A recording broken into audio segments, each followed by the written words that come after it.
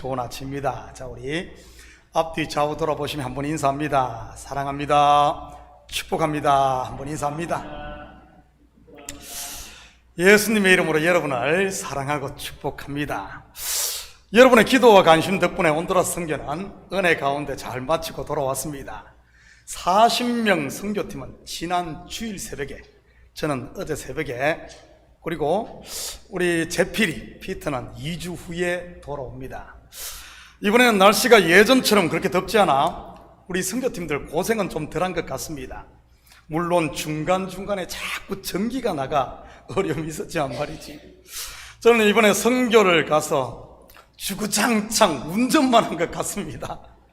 학교에 있는 우라코에서 큰 도시가 있는 산페드로술라까지는 차로 약 2시간 반이 걸리는데 거기를 2번, 그리고 이 프로그레스까지는 1시간 반이 걸리는데 거기를 또 2번, 그리고 공항까지는 한 2시간 반, 2시간 이상 걸리는데 거기를 3번 왔다 갔다 했습니다. 선교팀 먹을 시장을 보러 가기도 하고, 선교팀과 학생들에게 줄 피자를 픽업하러 가기도 하고, 여기서 피자 5분이면 되지만 거기서는 1시간 반을 가야지 픽업을 할 수 있어요. 그것도 피자도 130판 그러니 만만하지가 않습니다. 또 중간에 오신 장로님이 한 분 계셔서 픽업하고 드랍업 하느라고 또 가기도 하고 말이지. 그리고 지난주에는 체포를 새로 페인트 칠을 하고 운동장 잔디를 깎고, 그리고 하루는 교사들과 피크닉도 갔었고요. 특히 이번 선교팀은 숫자도 많았지만 다양한 재능을 가진 친구들도 많아 더 많은 활동들을 할 수 있었던 것 같습니다. 선교 마지막 날인 지난주 금요일 3시쯤 현지 학생들을 눈물로 다 버스에 태워보내고 학교 마칭밴드 연습하는 것을 우리 선교팀들이 보고 있었습니다. 마칭밴드에서 가장 큰 금관악기가 무엇인 줄 아십니까? 안 봤으니 알 수가 없죠. 어깨에 이렇게 두르고 나팔이 사람이 들어갈 만한 큰 악기 있잖아요. 뭐죠? 튜바입니다. 튜바. 우라코 학교에도 그 튜바라는 악기가 있습니다. 그런데 문제는 그 악기를 불 줄 아는 사람이 없어서, 가르치는 사람이 없어서 사놓고 몇 년 동안 지금까지 사용을 못하고 있었습니다. 그 마칭밴드에서 그게 딱 뒤에서 붙어줘야지 뭔가 이 폼이 나는데 말이지. 그때 마침 같이 갔던 선교팀 중 청년 한 명이 그 악기를 보더니 조립을 하고 불기 시작했습니다. 그것을 본 선교사님이 튜바 불 줄 아냐고 묻자 그 자리에서 시범을 보이고 밴드 멤버 중 한 명을 불러 튜바 다루는 방법과 부는 법을 가르치라고 그렇게 했습니다. 부는 법은 보니까 트럼펫하고 똑같더라고. 이게 세 개 있고, 그리고 이 동일해가지고 어렵지는 않다고 하더라고요. 근데 조립도 못하고 그래가지고 1시간을 데리고 가르쳤는데 아마 불 줄 아는지는 모르겠어요. 아마 내년에 가면 튜바까지 더해진 완전한 마칭밴드의 모습도 기대를 해봅니다. 그리고 우리 제필이 피터는 내일부터 1학년부터 10학년까지 태권도의 기본을 가르칠 예정입니다. 저는 이번에 연합선교팀을 보며 우리 교회 중고등부와 EM 청년들이 얼마나 성숙해 있는지를 다시 보게 되었습니다. 우리끼리 있을 때는 몰랐는데 다른 팀들과 있는 걸 보니까 말이지. 물론 여러 번 온두라스 선교를 다루는 학생들이 많아 그럴 수도 있겠지만 특별히 두각이 드러났거든요. 또한 선교팀을 이끈 우리 안비석 전사님의 리더십도 빛이 나고, 같이 갔던 선교팀의 이 목사님들과 사모님 그리고 권사님, 집사님들이 하나같이 칭찬을, 그리고 다들 참교회를 그렇게 부러워하더라고요. 저렇게 헌신적이고 열정적인 일꾼이 있는 것에 대해 말이죠. 그래서 사람은 우물한 개구리처럼 살 것이 아니라 넓은 세상에 한 번씩 나가봐야 하는 것 같습니다. 저도 출타를 할 때마다 깨닫게 되는 사실이 우리 성도들이 얼마나 귀한가 하는 사실입니다. 그리고 부족한 종이 얼마나 복을 받았는가 하는 사실을 다시 한 번 더 깨닫게 되고, 안에서야 매 허물만 보일지 몰라도 그럼에도 불구하고 밖에 있는 많은 분들이 참교회를 부러워하고 있다는 사실을 잊지 마시기 바랍니다. 선교지에 있는 동안 노회 목사님에게 전화가 여러 번 왔습니다. 2주 동안 선교지에 와 있다고 했더니 목사님들이 깜짝 놀라더라고요. 교회도 어려운데 어떻게 그렇게 2주 동안이나 선교지에 가 있을 수 있냐고 말이지. 어떻게 이것이 가능하겠습니까? 바로 성숙한 우리 성도들 때문 아니겠어요? 목사가 있으면 조심하고 목사가 없으면 느슨해지는 것이 아닌, 목사가 있으나 없으나 한결같은 이런 성숙한 우리 성도들 말이지. 조금 확장해서 말하면 목사가 있으나 없으나 교회에서나 우리 성도들이 밖에서나 누가 알아주나 알아주지 않든, 누가 칭찬하든 그러지 않든 언제나 코람되어, 즉 하나님 앞에서 사는 이런 변함없는 모습 말이지. 예배의 이 모습이 가정의 모습이요, 직장의 모습인 것 말입니다. 우리의 삶이 예배가 되고 예배가 삶인, 따로따로 이원론적인 삶이 아닌 언제 어디서나 한결같은 삶 말입니다.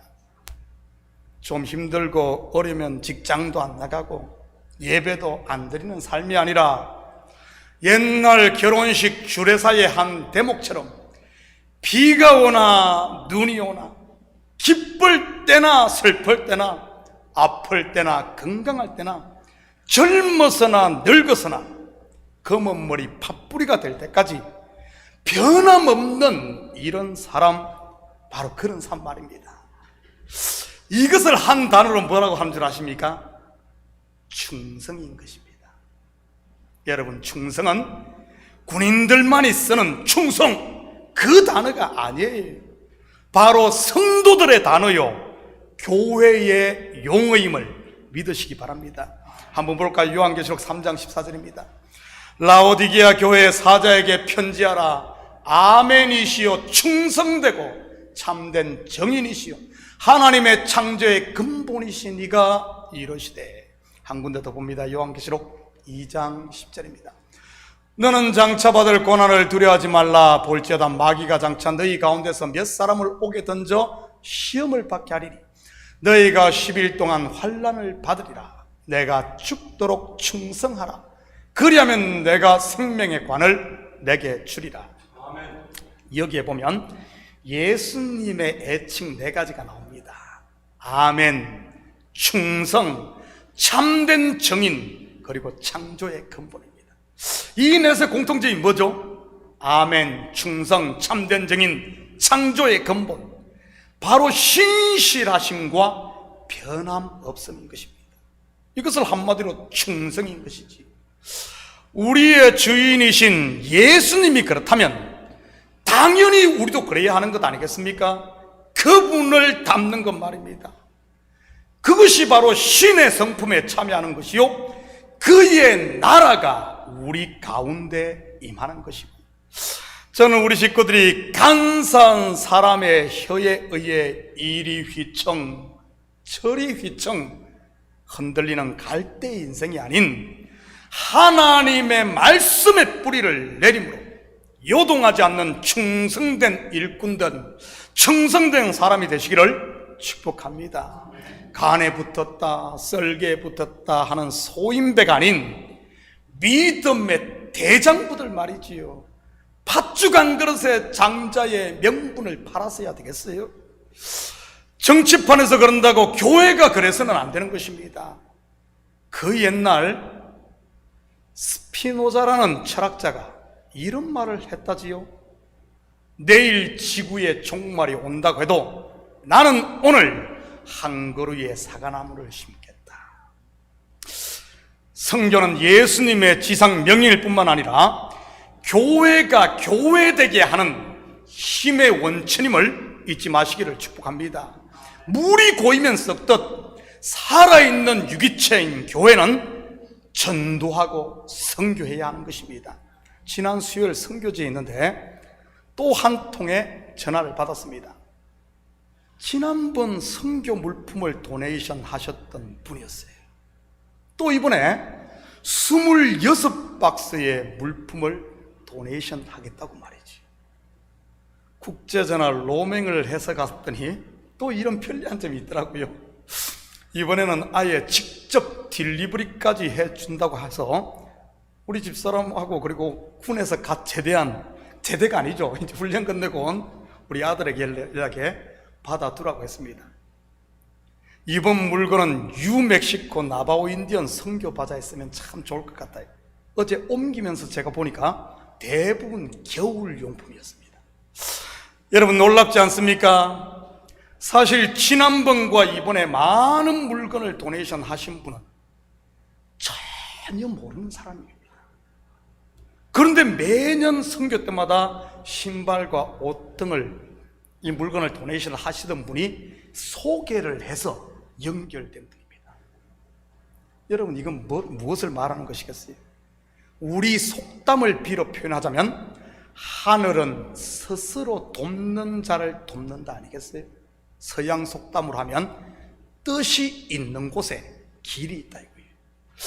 성령의 감동에 순종할 때 하나님께서 돕는 손길들을 붙인다는 말입니다. 돈과 우리 맨파워가 있어야 선교하는 것이 아니라 선교하라는 말씀에 순종할 때 돕는 사람들도 그리고 물질도 몰려오는 것 말입니다. 순종할 때 길이 열림을 믿으시기 바랍니다. 모세가 순종하여 지팡이를 내밀 때 홍해가 갈라졌고 제사장들이 언약궤를 메고 요단강에 발을 디딜 때 흘러내리던 물이 멈췄으며 아람의 군대 장관 나아만이 엘리사의 말에 순종하여 요단강에 7번 몸을 담글 때에 그의 문둥병이 깨끗함을 받았듯이 말이지. 예수님을 만난 소경도 마찬가지 아니었습니까? 예수님의 말씀에 순종하여 실로암 못에 가서 눈을 씻을 때 눈이 떠여 보게 되었던 것입니다. 밤새도록 그물을 내렸지만 고기 한 마리 잡지 못했던 베드로, 예수님이 하신 말씀에 의지하여 깊은 곳에 그물을 내릴 때에 순종할 때에 만선의 기쁨을 누렸던 것입니다. 저는 우리 식구들이 내 지식과 경험만으로 살지 마시고 말씀을 의지하여 순종의 삶을 살 수 있기를 축복합니다. 분명 하나님의 살아계심의 역사를 보게 될 테니 말이지. 여러분 충성의 반대가 뭐죠? 안충성인가요? 이 안씨들 좀 그래요. 자기밖에 모르는 이기심인가요? 게으름입니까? 물론 그렇게 말할 수도 있겠지만 충성의 반대는 배신인 것입니다. 충성의 반대가, 충신의 반대가 간신배이듯이 말이지. 역사 가운데 배신의 두 아이콘 하면 첫째는 줄리어스 시저를 배반한 브루투스예요. 둘째는 오늘 본문에 나오는 가론 유다일 것입니다. 셰익스피어의 연극 줄리어스 시저에 이런 명대사가 나옵니다. 고대 로마의 황제 시저가 14명의 원로원 의원들의 칼에 찔려 쓰러질 때 내뱉은 말이지. Et tu brute, et te brute. 직역하면 브루투스, 너 맞아 입니다. 시저는 처음에는 칼에 찔리면서도 살기 위해 저항을 했습니다. 그렇지만 그토록 아끼고 총애하고 믿었던 브루투스가 자기를 향해 당금을 빼드는 걸 본 순간 배신에 불을 떨며 한탄의 절규를 했던 것이지. 그 후 시저의 장례식장에서 브루투스는 연설을 통해 이렇게 말합니다. 시저의 용맹함과 위대함은 나도 존경하지만 그가 왕이 되려고 해서 여러분들을 대표해서 내가 죽였습니다. 그리고 또 이런 명대사가 등장합니다. 나는 시저를 사랑합니다. 그러나 로마를 훨씬 더 사랑합니다.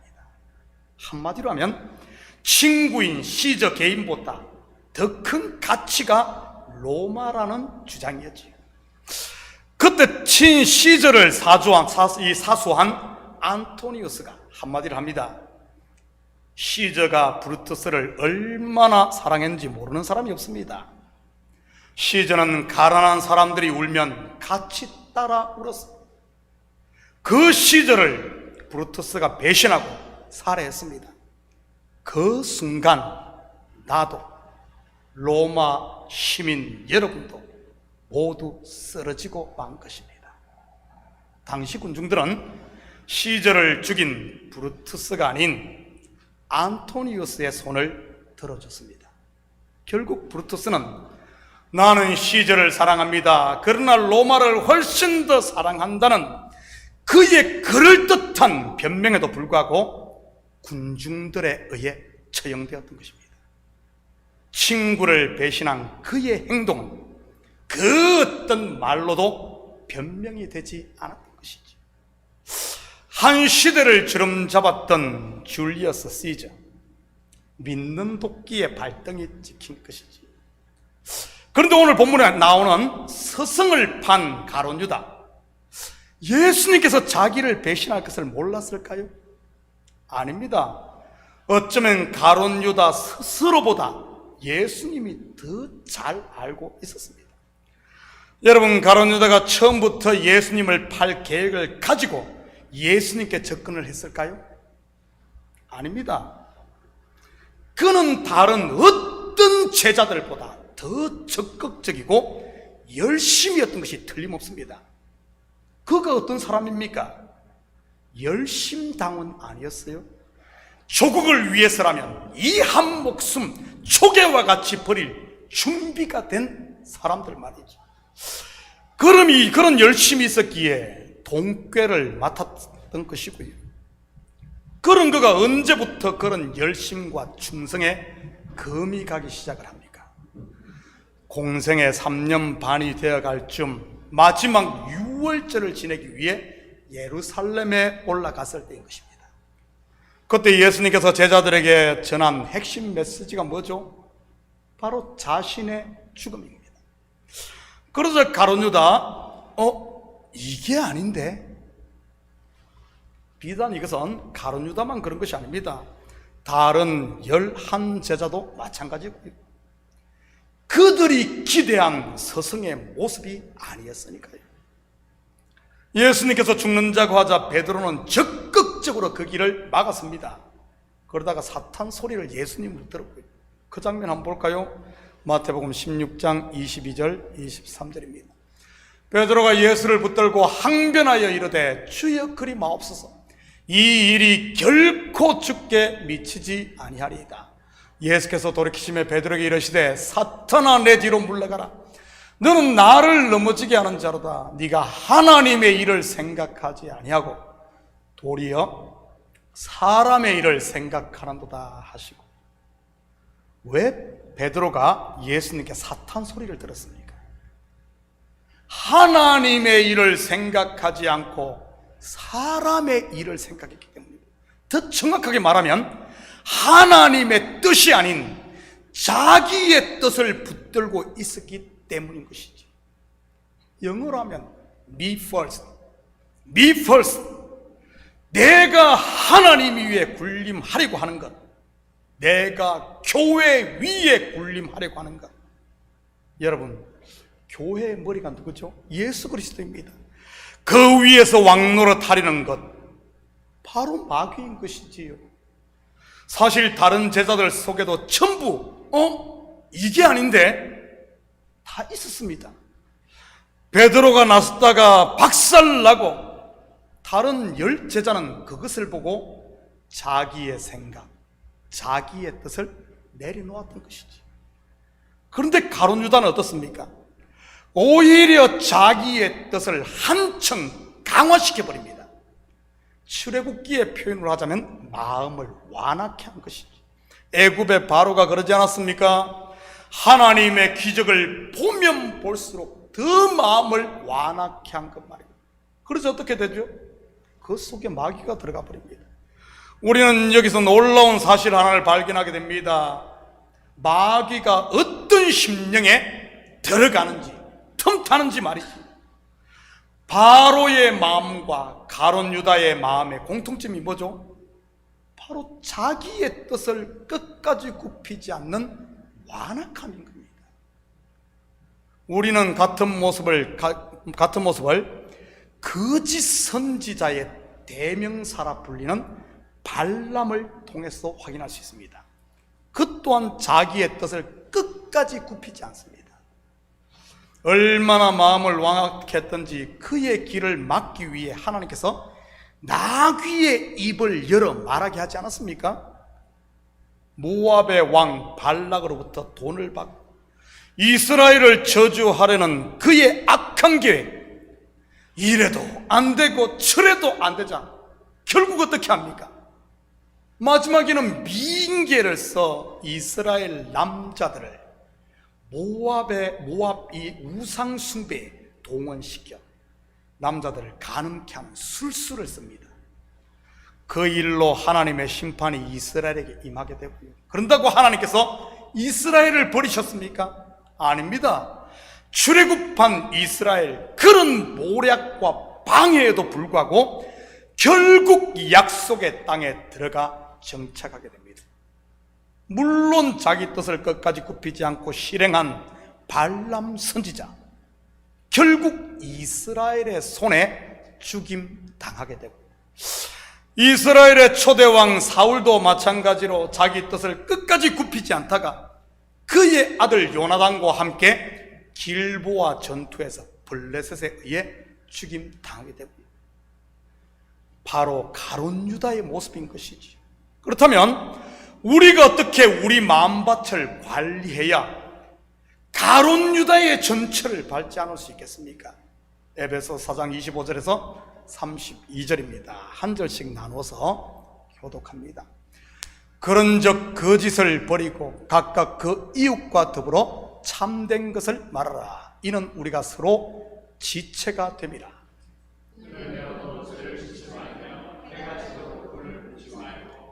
마귀에게 틈을 주지 말라.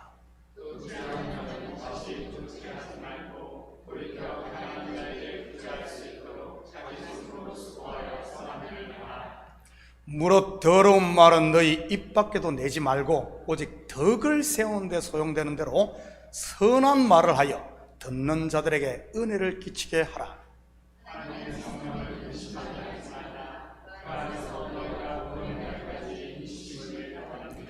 너희는 모든 악독과 노함과 분냄과 떠드는 것과 비방하는 것을 모든 악의와 함께 버리고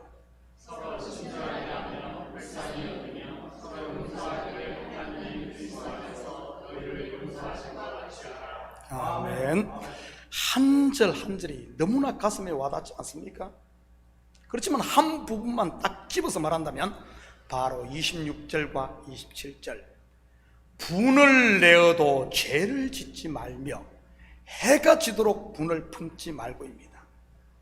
마음을 완악해 하지 말라는 말이죠.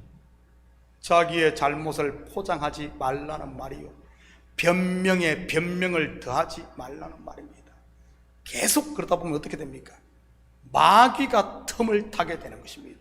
마치 가룟 유다의 마음에 마귀가 들어갔듯이 말이죠. 저는 우리 식구들이 말씀의 쟁기로 마음밭을 매일 갈아엎음으로 부드러운 옥토로 우리의 마음을 유지할 수 있기를 축복합니다. 분이 났습니까? 그것 곱씹으며 묵상하지 마시고 주님 앞에 툴툴 털어버리시기를 축복합니다. 그러면 마귀가 왔다가도 그러면 나 살려라 하고 도망갈 테니 말이지. 본문에 보면 가룟 유다가 예수님을 판 곳이 어디죠? 기드론 시내 건너편 동산입니다. 이 동산의 이름은 뭐죠? 우리가 잘 아는 겟셋마네입니다. 겟셋마네라는 뜻은 기름 짜는 틀이라는 말이고요. 2절입니다. 그곳은 가끔 예수께서 제자들과 모이시는 곳이므로 예수를 파는 유다도 그곳을 알더라. 예수님의 주 활동 무대가 어디죠? 갈릴리였습니다. 그런데 명절 때에는 이 절기를 지키기 위해 주로 예루살렘에 올라와 활동을 했고요. 이스라엘의 명절, 즉 절기 때에는 팔레스타인에 사는 유대인뿐만 아니라 세계에 흩어져 있는 디아스포라 유대인들까지 예루살렘으로 다 모였습니다. 요즘 말로 하면 성지순례를 하기 위해서랄까요? 그러니 얼마나 많은 인파가 몰렸겠습니까? 성경학자들에 의하면 6월절 같은 절기에는 200만에서 300만 명이 그 일주일 기간에 모였다고 합니다. 그러니 어떻겠어요? 예루살렘의 상권은 대목을 맞았지 않겠습니까? 당연히 바가지 요금이 성행했을 거고요. 제일 가격이 오르는 것은 당연 제사에 쓸 제물이었을 것입니다. 그 외에도 금강산도 식후경연이 음식간도 천정부지로 오를 것이요. 그 다음이 숙박요금 아니겠어요? 요즘같이 방을 공유하는 에어비앤비가 있었던 시절도 아닐 테니 어떻겠습니까? 말 그대로 방구하는 것은 하늘의 별 따기였을 것이 틀림없었을 것입니다. 그러니 12제자를 데리고 다녔던 예수님 어땠겠어요? 두말하면 잔소리, 당연히 노숙, 아니 철야인 것이지요. 예수님은 철야기도 제자들은 그냥 노숙. 왜 틀림없잖아요. 여기서 가끔 모인다는 말은 그런 의미인 겁니다. 예루살렘에 올 때마다 모이는 것. 속된 표현은 뭐죠? 아지트. 호랑이도 제굴 주위에서는 사냥을 하지 않는다고 하는데 여러분 이게 뭡니까? 이곳은 그들에게는 기도처요 안식처인데 말입니다. 구약으로 말하면 보호받아야 할 도피성 아닌가요? 가룟 유다에게 마귀가 들어가지 않고야 이런 일을 벌일 수는 없는 것이지. 거기다가 누구를 동원합니까? 군대와 대제사장과 바리새인들의 아랫사람, 즉 사병들입니다. 그것도 등과 횃불과 무기를 가지고 말이지.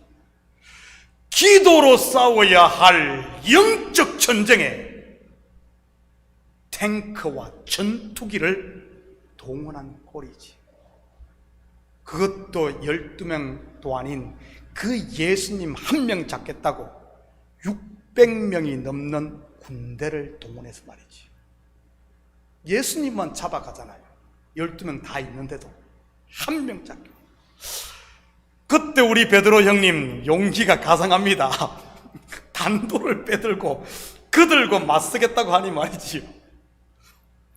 자기가 황비용도 아닌데 그 600명 무기 들고 있는 그 단도 가지고 싸우겠다. 베드로 형님 우리 성경을 너무 많이 읽어서 그랬나 봅니다. 다윗이 골리앗을 물리쳤으니 자기도 한번 해보겠다고 말이지. 그리고 선제 공격을 해 말고라는 이 종의 귀때기 하나 자릅니다. 여러분 예수님이 말리지 않았다면 어떻게 되었겠습니까? 귀때기 하나 자르고 자기 목이 달아났을 겁니다. 잘린 길을 예수님이 빨리 붙여 죽게 망정이지 말이지. 여러분 칼을 든 자 어떻게 되겠어요? 칼로 망하는 법. 칼을 든 자 칼로 망하는 법. 여러분 손에 칼이 있습니까? 칼로 망하기 전에 칼집에 꽂으시기를 축복합니다. 성도는 칼로 싸워 이기는 것이 아니라 하나님 앞에 기도로 싸워 이겨야 하는 사람들이니까요. 사랑하는 성도 여러분, 이 한 주도 아멘이시요 충성이신 우리 주 예수 그리스도를 본받음으로 말씀 앞에 나를 처복종시키시고 우리의 마음을 매일매일 말씀 앞에 나를 처복종시키는 가라품으로 옥토로 잘 관리해 우리의 삶 가운데 성령의 극상품 열매를 풍성하게 맺어 우리 주님께 올려드리고 그분이 우리를 보며 기뻐하시는 그 기쁨이 우리 속에 충만한 이른 한 주 되기를 예수님의 이름으로 축복합니다. 같이 기도하십시다. 사랑의 아버지 하나님, 참으로 감사드립니다. 아멘이시여 충성이신 우리 주님, 우리의 삶이 말씀의 뿌리를 깊이 내림으로 아멘이여 충성의 삶을 살게 도와주시옵소서. 감사드리며 예수님의 이름으로 기도드립니다. 아멘. 우리 다 같이 자리에서 일어납니다. 찬송 507